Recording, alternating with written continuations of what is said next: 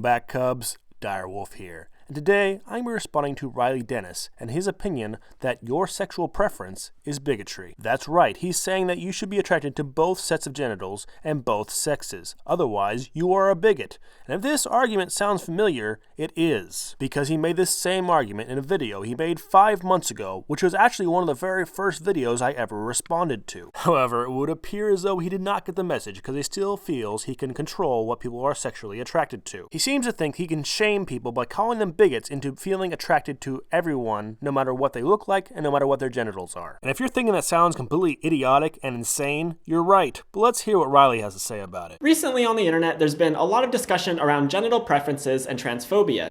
Just because you and your crackpot feminist friends are talking about it doesn't mean everyone's talking about it. And it's not even most regressives that are talking about this. It's mostly trans men who want other men to think that they are girls and be attracted to them even though they have dicks. In this video, I'm going to use the word cissexism instead of transphobia, but they're really similar words. Similar in the sense that they're both recently made up, meaningless words used to demonize straight people who disagree with your fringe opinion. But please, Riley, go on. Try to convince us that we're all bigots if we all don't want to have sex with you. So what's been happening is that some people are making the argument that it's not cissexist at all to only be attracted to people with one kind of genital. You misunderstand, Riley. They're telling you that they are not that word that you made up, and that you are not allowed to label their personal, private sexual preference as bigotry. For example, these people might argue that being attracted to only women with vaginas in no way negatively affects trans people. I'll use small words that you'll be sure to understand, you warthog-faced buffoon. Because they don't. I like real women. You are not a real woman. You do not provide to a straight man what they are looking for. And because you are not entitled to the sexual attention of anyone, they do not owe you anything.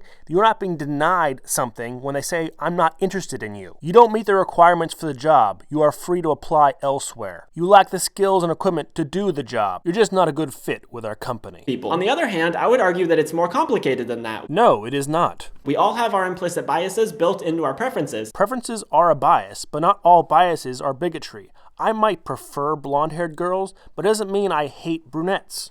And gender isn't as simple as just the genitals you have. But if you have someone who's only attracted to one set of genitals, are you saying you should force them to be attracted to both, or force them into a relationship with someone with a set of genitals they are not at all attracted to? But after I say that, I usually get a bunch of blatantly cis-sexist responses. Or maybe you just use that meaningless word that you created to dismiss legitimate flaws that people point out in the claim that you are making. Perhaps labeling people as cis-sexist or bigots is a convenient way of discrediting people that point out the insane and intolerant implications of your claim. So I thought I'd address all of those responses at once. By addressing, you mean dismiss by calling everyone bigots. Number one, you're being homophobic. In this argument, I often get accused of homophobia, lesbophobia, or lesbian erasure by lesbians who believe that I'm trying to change their sexual orientation or identity. That's because you're saying a lesbian who is only attracted to women is a bigot if she's not also willing to be attracted to a fully intact male who says he is a woman like you. People are not attracted to the titles of male and female. They are attracted to the stereotypical, psychological, and physical attributes of males and females. You do not look like and you do not sound like a female. You do not have the parts of a female, and you also do not act like a female. So someone who's attracted to females will not be attracted to you even if you call yourself a female. You are claiming that gays and lesbians have cis-sexism, which is straight sexism, which makes no sense because they are not straight. And simultaneously, you are denying them the right to be attracted to who they are attracted to. True, you're not being homophobic because that word also has no meaning in our culture. However, you are being intolerant to homosexuals. They say that my language sounds a lot like a dude who tried to turn them straight or like conversion therapy. Your argument that you should not have a preference of genitals is nearly identical to those of men trying to turn lesbians. And your belief that society teaches a bigoted sexual preference implies that sexuality is taught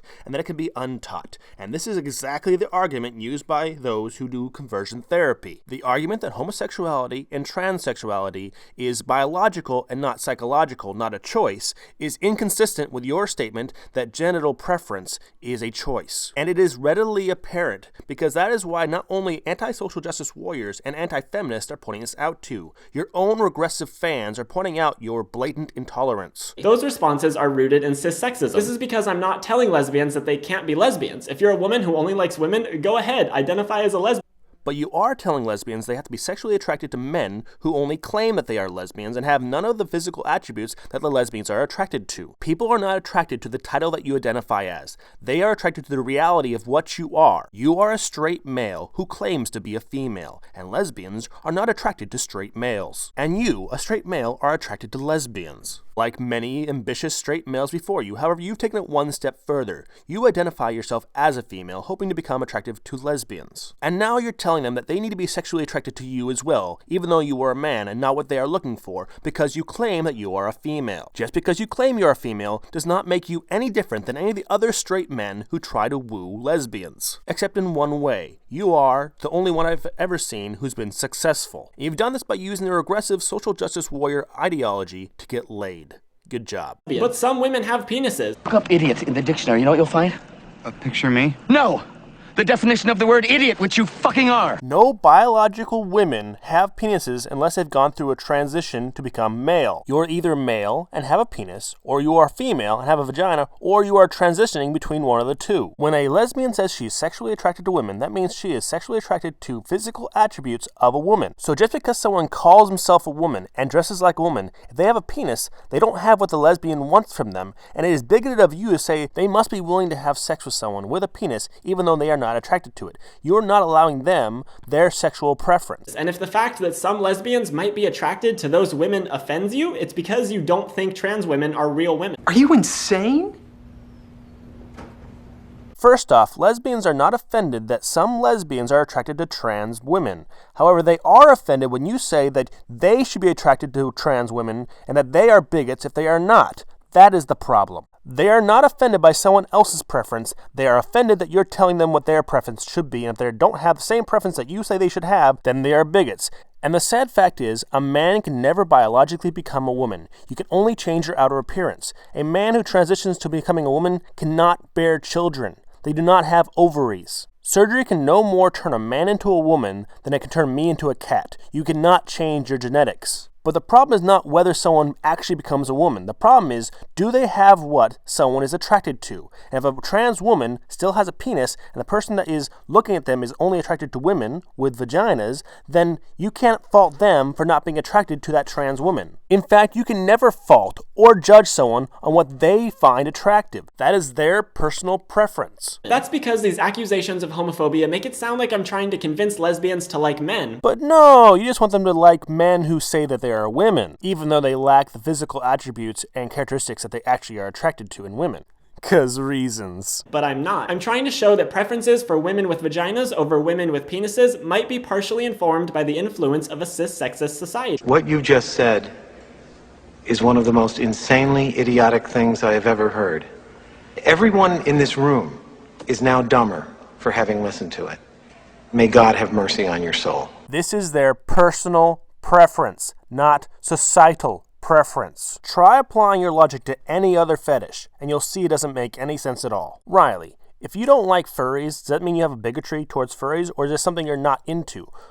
What about anal? What if you don't like anal? Then is that a bigotry towards people who do like anal, or is it just your personal preference? What about getting choked? If you don't like getting choked during sex, is that bigotry towards people who do like getting choked during sex? Do I have to like all of these things, or I'm a bigot? Do I have to be in a furry costume in the closet getting choked by a tranny getting fucked up the ass, or I'm a bigot? Or Riley, do I have the option to say, I don't find that attractive, and I find something else attractive? Yes, this scenario is absurd, but it's just as absurd as you saying that someone else cannot only prefer one set of genitals. You do not have to like men. You do not have to date men or have sex with men. Unless they claim to be a woman. Number 2, you're upholding rape culture. Oh, that's because you're raping logic and reason, right? This is a very common tactic used by anti-trans folks to discredit trans women as just men trying to invade women's spaces so they can rape them. I don't think this is what they're generally referring to, but let's explore this idea of how your claim might be connected to rape culture. First thing we need to note is that coercion to convince someone to have sex when they do not want to have sex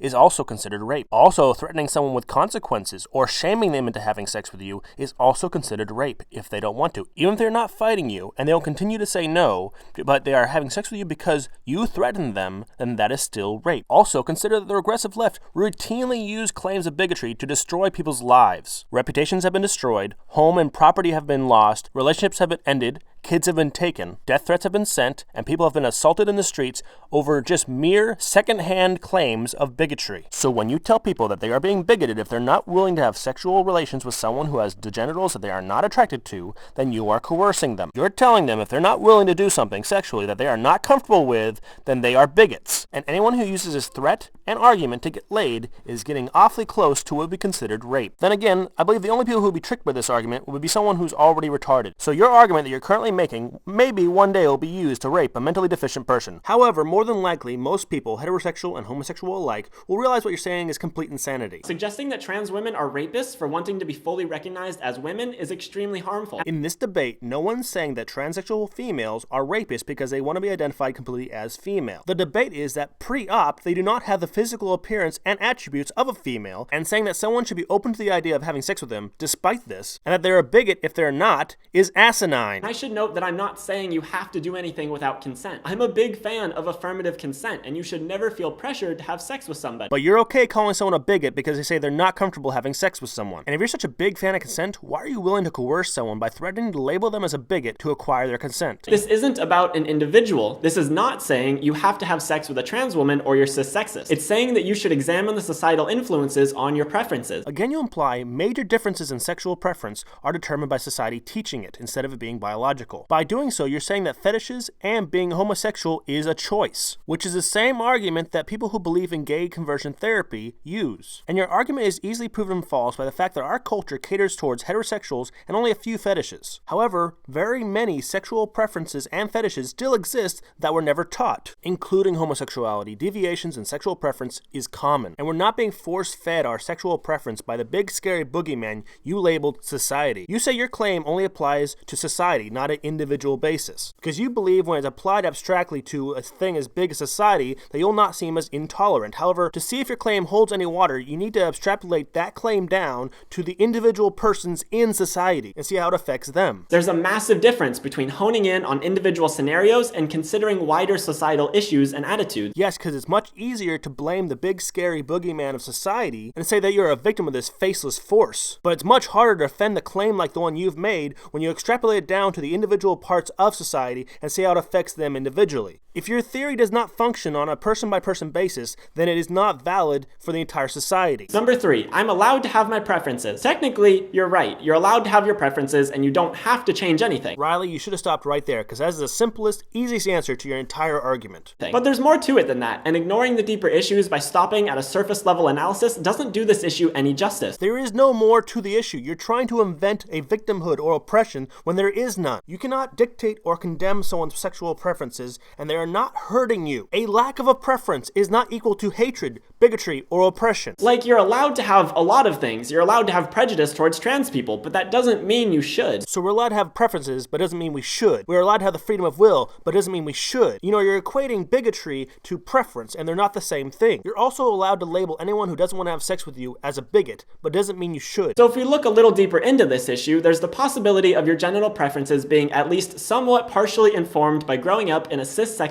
society. You have no evidence to back up that claim. However, there is a mountain of evidence opposed to that claim. If the problem is society, and society is all the individual persons around us teaching heterosexual preferences, then why does the problem also include the preferences of homosexuals? And at the same time, this same society produces people who actually have sexual preferences for transsexual. Not people who had to be guilted or coerced, people who actually had natural proclivities for transsexuals. This should not be possible in a culture you say is capable and is teaching a sexual preference that is opposed to transsexuals. Your claims do not reflect reality. There's also the fact that a preference is different than saying you would never do something. Like, having a preference for tall girls is fine, but refusing to date anyone under 5'7" is ridiculous. That is an oddly specific preference, but it is still a preference. It is not bigotry. Simply saying, it's my preference, end of discussion, is a good way of sidelining all of those issues and instead centering the feelings of cis people in a discussion that's about trans people. Riley, you're including heterosexual and homosexual people in a discussion about trans people when you say they should be willing to have sex with someone who doesn't have the attributes or the genitalia that they are attracted to. Saying these people must be willing to have sex with transsexuals is not trans-inclusive. It does nothing to destigmatize gender dysphoria and does nothing to make them more welcome in our society. It only demonizes people who do not find them sexually attractive. Number 5, I'm triggered by penises because of past sexual trauma. That's completely understandable. I've never said that anyone should have to have sex with someone with a penis if they don't want to. You didn't say they had to, but you said they'd be labeled a bigot if they ever said they didn't want to. If intimacy with someone who has a penis is triggering for you, I would never suggest that you have to do that. Oh, really? I'm pretty sure it's triggering for 99% of all straight men and lesbians, so problem solved. Take your time to heal and work through your trauma at your own pace. Oh, so you've been traumatized and are triggered by penises, then you're expected to eventually get over it. Alright. So rape victims only get a temporary pass from having sex with pre-op trans women. That's very thoughtful of you, Riley. Just be aware that the majority of people making the I could never date someone with a penis argument are not doing so because of trauma or triggers. The vast majority of people making that statement, not argument,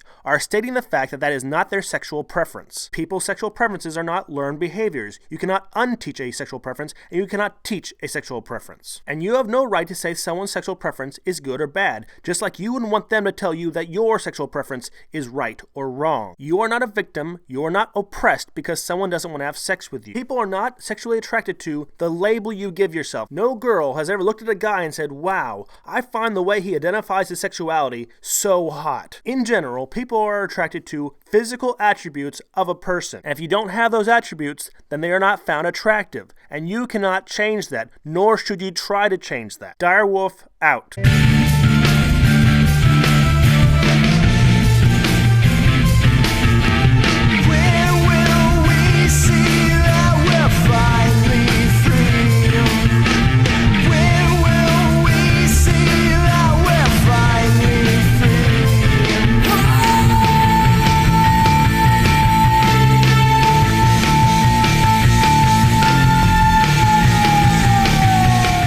Hey Cubs, the other day on Twitter I did a poll. I asked the question, should I get a Patreon? Because my wife's been pressuring me to get a Patreon for a while. I told her originally no because I have a full-time job. I didn't think it was necessary. But she's been saying that I really should get a Patreon. So I left it up to you guys to vote. And option A was get a Patreon.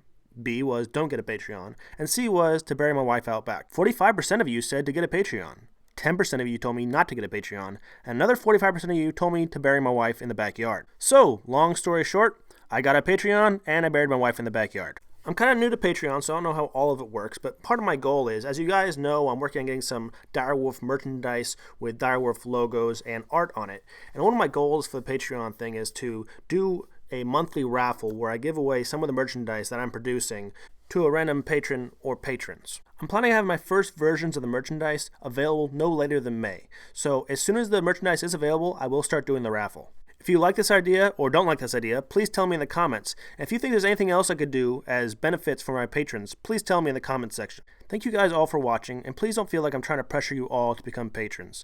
I value all of you guys for just liking and commenting my videos. I got the Patreon because I'm following a massive amount of advice that this will help me grow my channel. And even if you're not one of my patrons, you're still my Cubs, and you guys know I love my Cubs. Because my Cubs are awesome, and no one has Cubs like mine. Direwolf out.